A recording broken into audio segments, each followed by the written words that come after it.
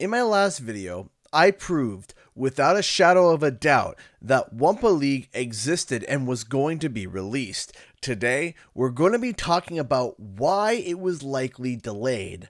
Let's talk about it. Whoa!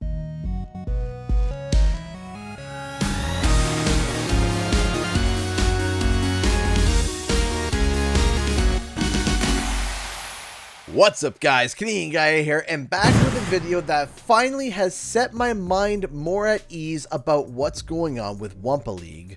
Wumpa League has been one of the most teased things ever, and it's actually crazy how much of a non-secret it's become. I have made multiple, and I mean multiple videos talking about all the stinking evidence that's out there. It's clear as day that at the bare minimum, something is coming. Now, if you haven't seen my previous video, I highly suggest that you do, because we learn a bunch of details about Wumpa League, like how many heroes there are and how many maps there was going to be at launch. You can check it out in the top right corner or in the comment section below.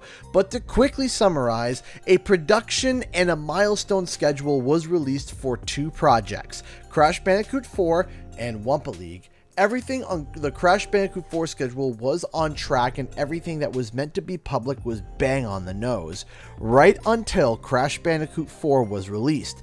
After that, everything went squirrely. The Switch announcement was wrong, the Switch release was wrong, there was no mention of the PC version, PlayStation 5 or Xbox Next Gen upgrades. Everything just went nuts and off the trail. After that, everything in terms of the Wumpa League schedule also went out the window, as the launch of the game was supposed to be 1 year after the release of Crash Bandicoot 4, It's About Time. And obviously, it hasn't even been announced yet. So, what's the deal? What happened? Was it canned or maybe cancelled? Well, let's dig into this. First things first, let's take one more look at those production schedules. If everything was going right in terms of Crash 4's development, we can kind of assume that Wumpa League was doing okay as well. Probably, depending. But right when Crash Bandicoot 4 It's About Time releases in October 2020 is when things go wrong. On top of this, this is when we start finding out that people were getting laid off left, right, and center. Mostly the art department on Crash 4. But why would Activision do this? What was going on in October? What really happened? You can't determine the success of a game by the game being out for less than a month and then sending a large portion of the art team packing because of quote-unquote poor performance. So what happened was a bunch of journalists ran a story talking about all the people that were laid off at Toys for Bob. Shortly after this story blew up, along with the announcement that Toys for Bob was supporting Call of Duty Warzone, people absolutely lost their minds. It even caused Activision to come forward to make a statement to say that Toys for Bob was still hard at work as the lead development and support on Crash Bandicoot 4 It's About Time. Quote, "There has not been a reduction in personnel recently at the studio," said Activision in a statement to Digital Trends. "The development team is operating fully and has a number of full-time job openings at this time. The studio is excited to continue supporting Crash Bandicoot 4 It's About Time, and more recently provide additional development support to Call of Duty Warzone." But what are they supporting for Crash Bandicoot 4? The game is already released and all the ports are out. What are they supporting? They are also dropping the biggest and most obvious hints everywhere about the fact that Wumpa League is still a thing. So what gives? So I decided to think outside the box. What situation would cause a game to have its development stopped, have Activision to determine to lay off part of the team early on, but have the company continue to suggest that more content is coming? That is when I had to look at the game that we all know is Activision's main source of income, Call of Duty. The number one thing you always have to do when following corporations is follow the money. That just goes with every company. So I spoke with an acquaintance of mine who is familiar with both Crash Bandicoot, Wumpa League, and Call of Duty. What I found out was interesting. See, according to my acquaintance, Call of Duty Warzone, COD's Battle Royale, had some issues last year during the pandemic. According to them, It took around 5 months to update Warzone to Call of Duty Black Ops Cold War after the new game had come out. However, with Call of Duty Vanguard, the newest entry in the Call of Duty series, instead of it taking around 6 months to update Warzone, the new map is dropping a month-ish after the release of Vanguard. But why would Call of Duty be struggling in the first place? What would delay so much of this company? Ladies and gentlemen, I'm going to say the word that you all know and all hate. COVID-19. This is when it all started to make sense. And I think I figured out what's kind of happening. We've been asking what would pause Wumpa League, right? And what happened in October to cause the schedule to go awry? And why was the Switch version pushed back and no mention of the PC version? Here is what I think happened. Let me clarify. This is what I think has happened. What I think. All right? So here we go. By looking at the scheduling that was set up by the ex-Toys for Bob employee, it looks like that these schedules were drafted in 2019, before anyone could have foreseen the pandemic or COVID-19. Wumpa League and Crash Bandicoot 4 was on a decent development path. Crash Bandicoot 4 was already approaching alpha when people were forced to work from home, so a large portion of the game was already complete. But Wumpa League was not quite there. Now, because of COVID and the fact that this would be an online multiplayer game, there likely were some unforeseen hiccups with Wumpa League that left Toys for Bob scratching their heads.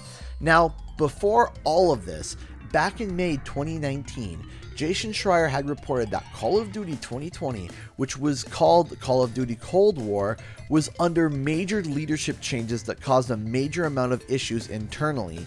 So they were literally walking into 2020 with a lot of issues and problems already. Fast forward to 2020. While Toys for Bob was trying to sort out their work from home strategy, Infinity Ward, Raven, and Treyarch also transitioned to working from home. But possibly due to the sheer size of the Call of Duty teams and the massive amount of people working on these games, it was incredibly difficult, causing teams to start falling behind on their work.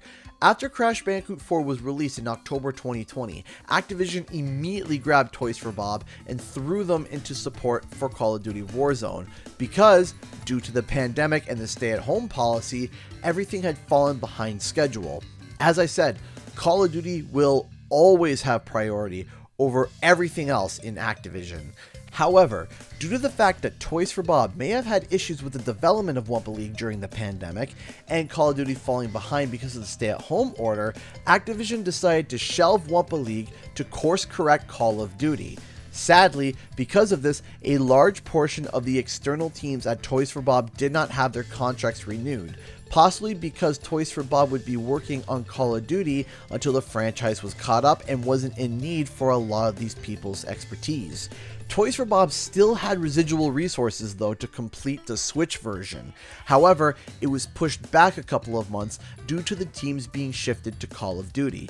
This also explains why Hardsuit Labs had taken over the PC port, as Toys for Bob could not do it because they had their hands full with Warzone. But Wumpa League still has life, as Toys for Bob and many others became aware of the massive amount of negativity in the fanbase due to the news breaking that Wumpa League was shelved. So, Toys for Bob started to drop little hints to keep people hopeful and hyped for the game, making me wonder and think that Toys for Bob, or perhaps another team within Activision, is returning to pick up where they left off. Now again, let me be clear, this is what I think happened. I'm not claiming this as fact. Now, if you're still on the Wumpa League was cancelled in late 2020 train, then let's look at it this way. The schedule said that the game was supposed to have an open beta in August 2021. An open beta, which would mean that in order for it to be open, it would have had to have been announced already, right? Well, obviously, it wasn't announced in August 2021. But look at September 2021. During the PlayStation Showcase commercial, you can see the Wumpa League coin featured on the side of a helicopter. But wait, If it was canceled, then why would Activision pay a $37 billion company to tease a game that they're not making? See how that doesn't make sense? It's clear that there is a Crash Bandicoot game being worked on, but that it was clearly delayed. The overall message is this: COVID caused massive slowdowns on the Call of Duty studios, and Toys for Bob was called to help course correct the franchise because the Call of Duty franchise is Activision's moneymaker. Without Call of Duty, there is no Activision, period. There is even more to this whole situation. But for now, I think I'm going to end the video here. If you enjoyed this part 2 video, let me know in the comment section below. If you got any other questions, I will try to answer them as best as possible.